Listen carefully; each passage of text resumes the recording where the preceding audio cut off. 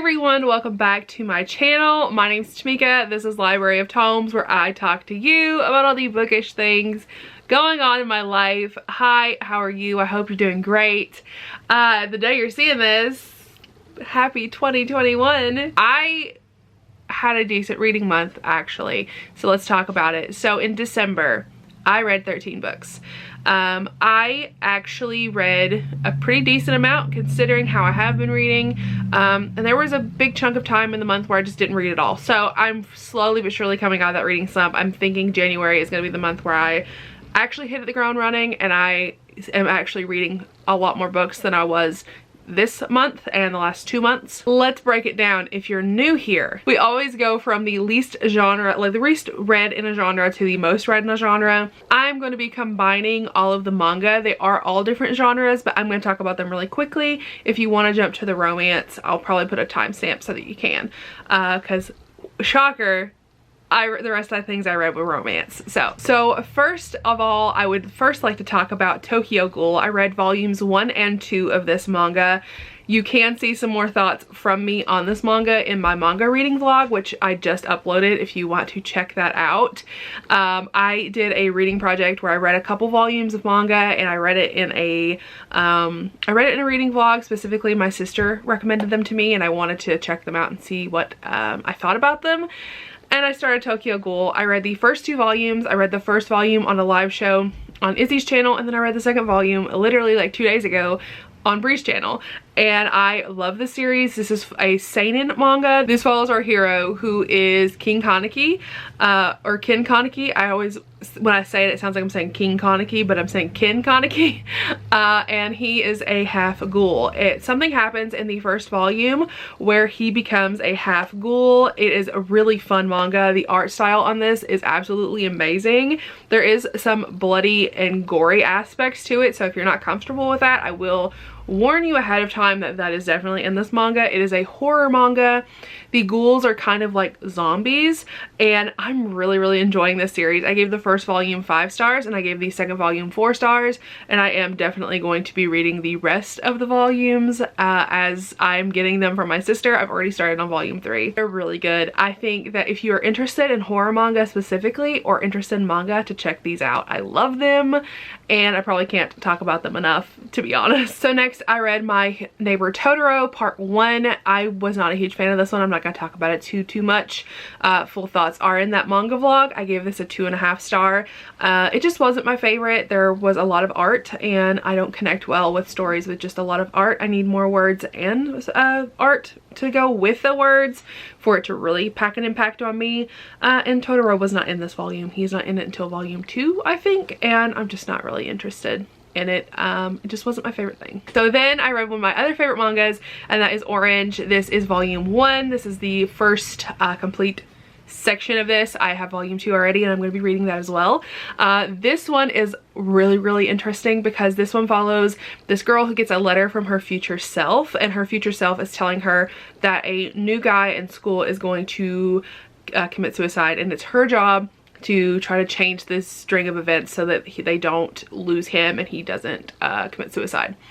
So it's very emotional, as you can tell, because you know what's happening in the future, and you're kind of on the edge of your seat trying to make sure that they're making the right decisions, because their future selves are telling them exactly what to do. I love Neho. She is the girl who is getting the letters from herself. She's about 17, so I think this is classified as a shoujo, and I love these characters. They're absolutely adorable.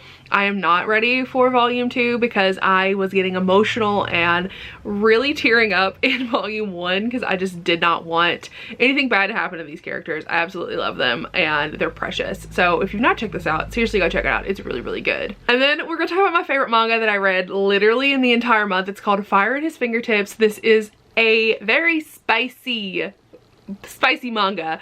When Shay told me that this was a steamy manga, I was thinking, okay, cool. We'll see like a butt. We'll see like some boobies. Ma'am, we're seeing everything. Like, every part is on display. Like, I can't show you the art in this book because there are parts everywhere.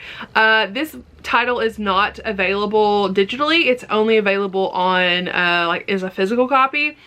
It is so good. It is so good. I really recommend checking this out. I think it's worth the money to like have it shipped to your house and to read it. I think it's worth it. It is absolutely amazing. I loved it. Oh my god, I can't talk about this enough. Our heroine is a, she's trying to set her friend up on like blind dates and things, and he's just not really vibing with it, you know? And he's a firefighter, and he tells her that if she's ever stuck in a fire to make a ton of noise, because that's how they'll know that you're in there. Well, she gets stuck in a fire, and he is like, gets mad at her because she's making a lot of noise, and then she stops because he thinks that she's dead. And he goes, she stays at his house, and sexy times ensue. It is absolutely so good. I loved the story. I loved these characters, and I am definitely gonna be reading volume 2. Okay, so then I read City of Sin by Ivy Smoke. I will say this story in particular just didn't hit right with me, so I gave this one a 3-star. I still liked it, and I still found it enjoyable, but there were some problems I had with it. They were personal problems. They weren't really problems with the actual story itself, but for the sake of being realistic with my rating, I had to give it a 3-star. So I'm going to tell you a little bit about it. This follows this girl who moves to New York City and follows her boyfriend there. They get engaged at the beginning of the story. She follows her boyfriend, and then the next chapter you find out that they are no longer together, that he has cheated on her, and that they are no longer together. And it's not that she is like can't get over him, but she needs the closure to finally move on, kind of. So she gets set up with this guy who her friend set her up with, who is like known as a playboy, and they have insane chemistry from the moment that they are around each other, and she just kind of backs out when she finds out who he is, because he is known for showing people who work for this company that he's with all about the different types of sex clubs and things like that, and she thinks he has helped her ex-fiance cheat on her. So she has this issue with like being with him, and for me, I really liked our hero. I thought he was really fun, and I really liked him. Our heroine was okay. I didn't have too much of an issue with her, but the reason I didn't like the story, and the reason, well, I won't say I didn't like it, the reason I couldn't really read the story is because it gave me a lot of anxiety. I read this for the romance takeover. Truly, the main issue that I had with it, and the reason I had so much anxiety, is because I felt too much of my past relationship in that story. Down from the following the person that you are engaged to a new area or another area, and them cheating on you, to really having to like deal with all those emotions. It was too soon for me. I know a lot of you know that I recently went through a breakup, and that just, it felt too soon to be reading something like that. I think if I was reading that like 3 or 4 months from now, it would have been a little different, but it just felt too soon to have to like face those issues, and like to have to see another person go through that, because it was hard enough to go through it myself. So I just wasn't interested in that story at that time. I think if I would have read it at a different time, it would have been different. But that might be something that doesn't bother you at all. I just wanted to let you know that's why it kind of wasn't my favorite thing that I read. But I could still definitely see people who would like this and who I could recommend it to.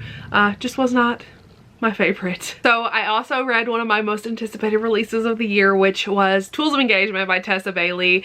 I don't think anyone is shocked by this information. I love this series by Tessa Bailey. The Hot and Hammered series is one of my favorites. This one was my most anticipated because after I loved Georgie and Travis so much, all I wanted was Bethany and Wes's story. And Bethany is 7 years older than Wes, so she's an older woman dating a younger man. They are so cute. Beth and Wes have a hate to love relationship, or a dislike to friends to lovers kind of relationship, and they are insanely attracted to each other. And Bethany is trying to always be perfect and outdo her brother, or not outdo her brother, but show that she can do the same things and everything like that. And it is so absolutely adorable because she makes a competition, and she says she is going to flip a house better than him, and they end up somehow getting on this like reality TV game show kind of thing, like a an HGTV like TV show, where she has to flip the house better than her brother, and Wes goes with her and like is part of her renovating team. Like he's like her, I think it's called a foreman or something like that. Absolutely adorable. It's so freaking cute, and their relationship is so cute too, because Wes is raising his niece, and I just think that's absolutely precious because neither of them really had any experience with kids, didn't really want to deal with kids, and I just really loved them. They were really cute, really precious. I gave this a 4-star. This was a great conclusion to this series. I love seeing all of the characters after in the epilogue and seeing everything that was happening with them. It was absolutely beautiful. 20 out of 10. I really liked it. I gave it a 4-star, and I think you should read it. I really like Wes. He is an amazing hero. I love him so much. So then I decided to read Soft Limits by Brianna Hale. This is one of the only books she has on audio, and this is about this girl who is a, what's it called? She is a autobiographer or a biographer or whatever it's called. I think she's a biographer. That's what it's called. And Brianna is actually also a biographer, which I thought was really cool. So she is writing the biography for this man who is essentially, he's kind of like on Broadway, but I don't think he's on Broadway. It's like whatever it's called in London. He's like part of the theater and things. And he has this condition where his voice, he will eventually lose his voice, like with singing, because he's a singer, and he's not coping with that very well. So she is writing his biography, and he doesn't tell her about this condition that he has. And of course, this is an age gap daddy kink story. She is absolutely precious. I love our heroine. She is absolutely adorable. I gave this one a 4-star. It was not my favorite Brianna, but I mean, it was fun and I enjoyed it, and our hero and our heroine are just absolutely adorable, and I can't say that enough, honestly. So I'm going to talk about the next ones kind of in a weird way. So I read book 2 of the Wicked Villain series, which is Learn My Lesson, and then I also read book 3, which is Unworthy Opponent. So the second one is Hades, not Persephone. Hades, Meg, and Hercules, and they have a beautiful little menage and a polyamorous relationship. And then the next one is Hook and Tink, and I love them a lot. Tink is a brat and I love her. Meg is a switch and I love her. Oh my god, it's so cute. And I love Hercules. He is absolutely precious. But Hades, oh my god, I loved Hades. Loved him so much. I listened to the audios for this. Chef's kiss, beautiful, most beautiful things I've ever read in my entire life. And just because I was really missing Jasmine and Jafar, I reread Desperate Measures by Katie Robert. This one is, I think this is my favorite one in the series, to be honest, because I love Jasmine, and upon rereading and listening to this one for the first time, because I read it physically for the first time, I have to say I think Jasmine is an absolutely adorable, sweet, precious being. But she's a brat and I love her. This one has CNC, Daddy Kink. These are all retellings of villains, and they are all BDSM related and absolutely beautiful. I love them all. Oh my god. I don't know how to talk about them without just screaming about how much I love them.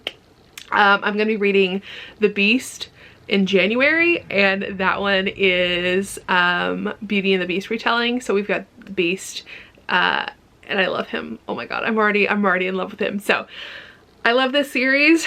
I hope that you are gonna check it out, because it's absolutely fantastic and I can't stop talking about it. So, and let me tell you about these 2 books that just came in and knocked me off my feet at the end of the year. Did not expect these to happen, but here we are. I read The Devil and the Devil's Advocate, both by Ashley Jade. This series, this duet absolutely wrecked my heart and soul. Beautiful. Oh my god, 5 stars to both of them. This series is absolutely freaking amazing. So this series follows 3 people. We have Cain, Eden, and Damien. So Cain and Damien knew each other in their past, and Eden is Cain's stepdaughter. So he married her mother, and he took her after her mother passes away. The press thinks that Eden and Cain are sleeping together, and of course they are attracted to one another, and things have happened, but they've not actually had sex together and whatnot.